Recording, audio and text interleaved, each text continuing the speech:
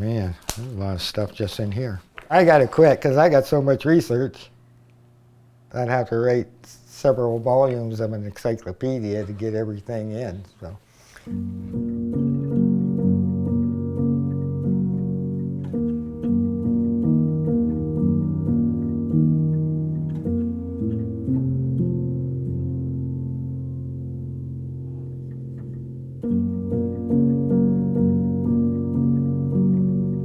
Okay, here's the letter. It was dated November 6, 1914. Dear Sir, the colored people of Canada want to know why they are not allowed to enlist in the Canadian militia, as I am informed that several who have applied for enlistment in the Canadian Expeditionary Forces have been refused for no other apparent reason than their color, as they were physically and mentally fit. Thanking you in advance for any information that you will give me in regards to this matter. I remain yours respectfully for King and Country, Arthur Alexander, North Buxton, Ontario. This original letter is in the Public Archives of Ontario. My name is Spencer Alexander. I am a formal assistant curator of the Buxton National Historic Site and Museum, also considered an historian, researcher, civil and human rights activist. Now, this is a letter that my grandfather wrote to Sam Hughes, the Minister of Defense, wanting to know why the colored people of Canada weren't being allowed to enlist. And that and other letters by other people eventually resulted in the formation of the No. 2 Construction Battalion, an all-black unit with white officers.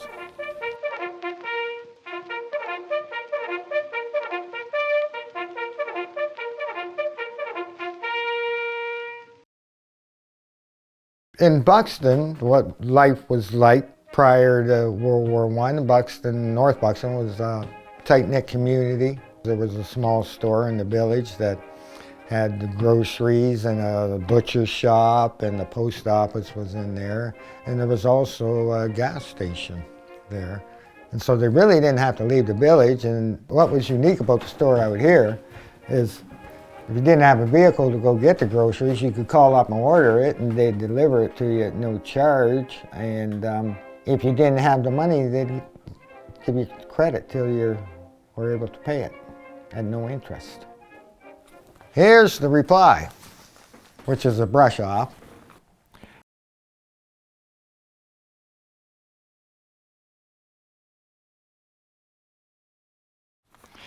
The Honorable Minister of Militia and Defense has duly received your letter of the 6th instant inquiring about colored people not being allowed to enlist in the Canadian militia for overseas expeditionary force.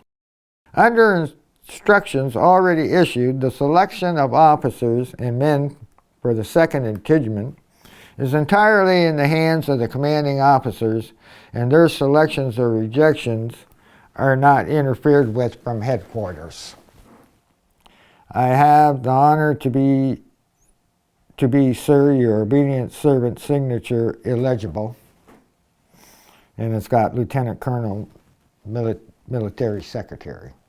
So he also put his signature so you couldn't see it, couldn't read it. This is from a memorandum of the enlistment of Negroes in Canadian Expeditionary Force, and this is from the military. Nothing is to be gained by blinking facts. The civilized Negro is vain and intimidative, and so he imitates people.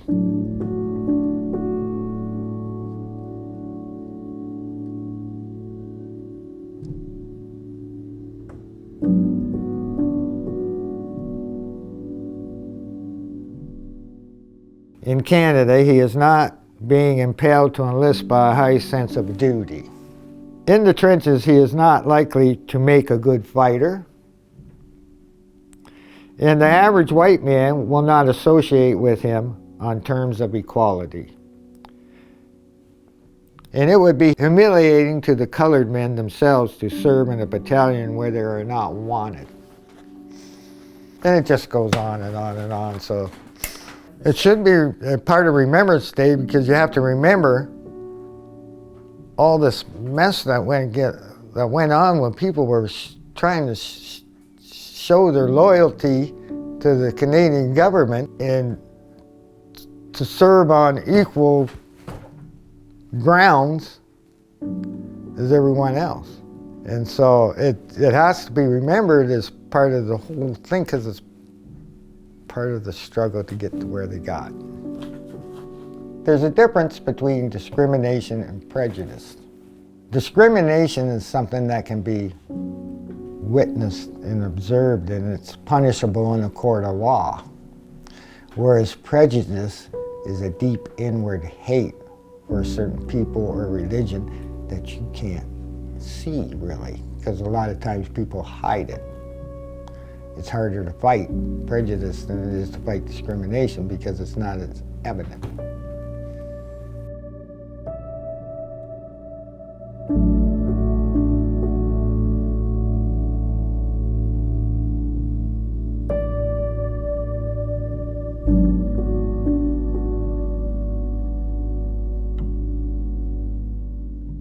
That's a picture of my grandfather, Arthur Harding Alexander.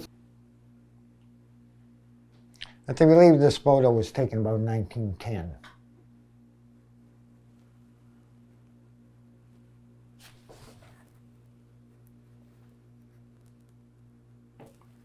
He actually gave this to my grandmother. It says, "To Ethel from Art." That's a picture of my grandmother when she was younger.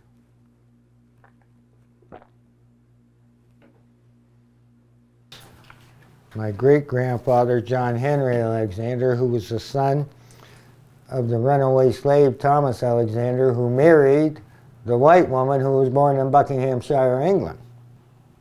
And then that's my great-grandmother, and her maiden name was Anna Louise Crawford. And then my grandfather, he was a teacher and principal, and he was also one of the charter founding members of the National Unity Association, which was an organization that consisted of men from Buxton, Chatham, Dresden. And they later on joined up with the Jewish community, and they were known as the National Unity Association, and they started questioning some of these segregation practices that were being done in Ontario, because there was hotels, restaurants, pool halls, whites only, segregated sections, and movie theaters.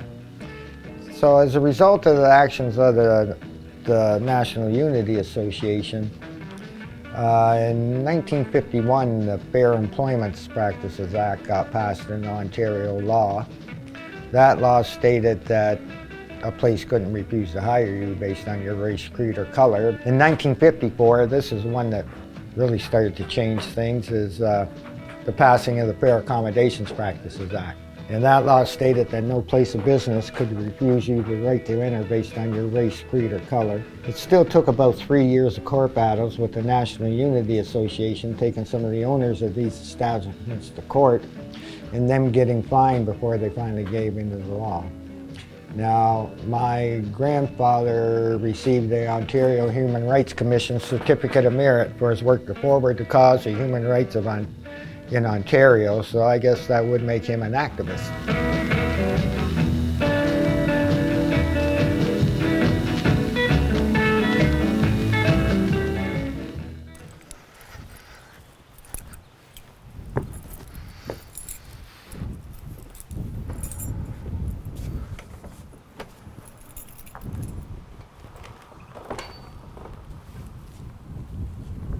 Here's some pictures for the school. There's my grandfather in 1935. These are most of these because he was here the longest. It was heated by a wooden coal stove originally.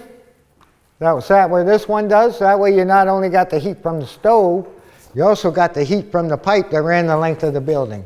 There's the rules of conduct. And there were the teachers' rules. Oh, I see they got some of my grandfather's, some write-ups on my grandfather sitting right out here. Okay, younger kids over here, older kids over here. You can see the smaller desk.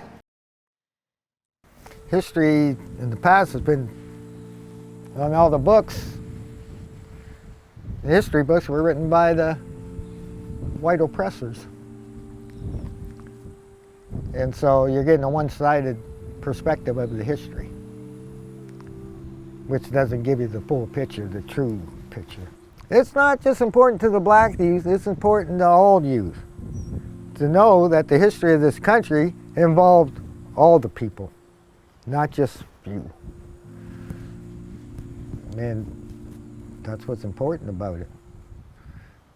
History, to me, is a source of learning. I'm not asking people to live in the past. I want them to learn from the past. And the only way you're going to do that is tell the whole picture.